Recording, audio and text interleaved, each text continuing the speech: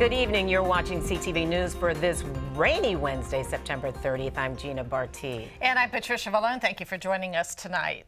Well, powerful winds ripped through the city of Laurel last night, leaving damage across several blocks. The Weather Service is now investigating to determine if it was a microburst or a tornado. In the meantime, business owners are cleaning up. Our Byron Scott has the story.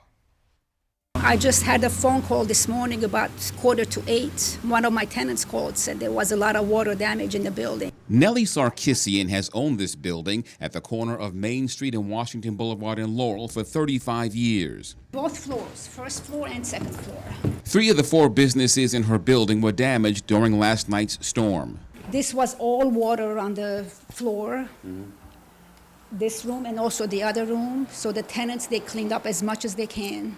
So it looked a lot worse before. Yes, it was a lot worse. Yes, it was.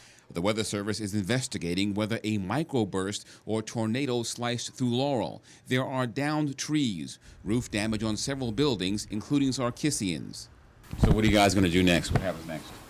That's what I'm trying to find out. I'm calling different companies, see what my next step is. I already have somebody to put tarp on the roof so we won't get any more damage. The sign advertising Hamid Azari's flooring business was fractured. Police is here, city is here, everybody was here. I didn't know what's going on, Just I came and parked it, I find out, my sign broke and some other building, they get a damage, The good news is no one was injured, and what was damaged can be rebuilt. I hope nobody else has to go through this. I'm finding out between insurances and different companies, it's not easy. While the Weather Service investigates whether this storm was a microburst or a tornado, to those whose buildings were damaged, perhaps what is being called is less important than how much it's going to cost them. In Laurel, Byron Scott, CTV News. Today, the approaching storm Joaquin has turned into a hurricane, and forecasters are saying our area will likely feel its effects. Much of the region has already been impacted with heavy rain and wind, and with more on the way, the potential for tree falls and power outages will be high. So what can you do to prepare? Prince George's fire spokesman Mark Brady has a few suggestions. Go out in your community, especially out in front of your house. If you have a storm drain, make sure that's clear of any trash or debris, a tree limb or leaves that may be blocking it. And again, we want that water to flow down the street into that storm drain and not into your yard. Have an emergency kit ready. We often speak of an emergency kit and what you should have in it.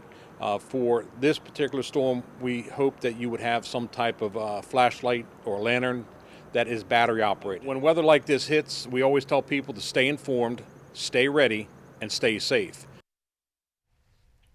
For instant updates, visit the county's website and sign up for Alerts Prince George's. An Oxon Hill man admits to killing his wife and mother-in-law at their home in August 2014. 55-year-old Malcolm Thomas pleaded guilty to 2 counts of second-degree murder. Prosecutors say it was a domestic dispute that turned physical. One of the witnesses was on a phone call with the defendant at the time this argument initially began between he and his wife, and they said that it was verbal altercation, that they could tell it turned physical. Now, after the murders, Thomas fled to Southern Virginia and was arrested there. The victim's daughter called 911 after discovering those bodies, and Thomas will be sentenced on October 20th to 50 years in jail. Every 67 seconds, someone in the United States develops this disease. Commonly known as Alzheimer's, this form of dementia is the 6th leading cause of death in the U.S. It has become an all too familiar sound. Police need your help in locating a man who went missing late last night. A missing elderly woman, 65-year-old Joan. The desperate search to find an elderly missing man from Bowie continues. Alerts heard across the airways for a missing person suffering from the debilitating effects of Alzheimer's.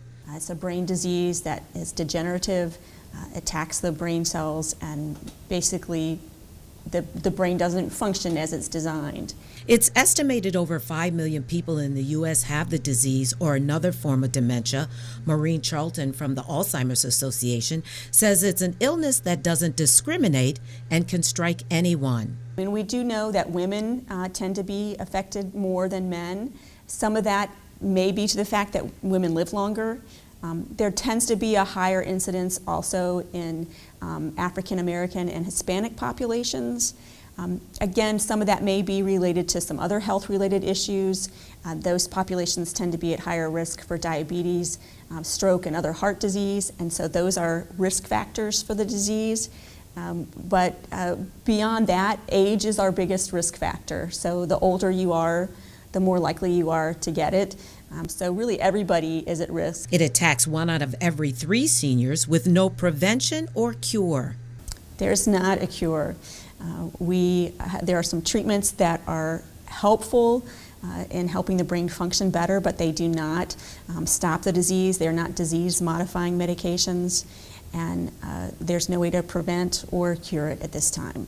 For Michelle Phipps, this hits home. Her dad, who wandered off, has been missing for over 2 weeks and suffers with the disease. We're coping on a daily basis. We're out there every day, just looking for him, driving around, looking behind buildings, checking businesses, putting up signs. And, we have lots of volunteers, people that we know and people that we don't know. And we continue to encourage people to just help us look wherever you live, because, it's been over a week, almost 12 days now. And it's been over a week that we're just asking people, he can be anywhere at this point. That was Gina's story reporting there.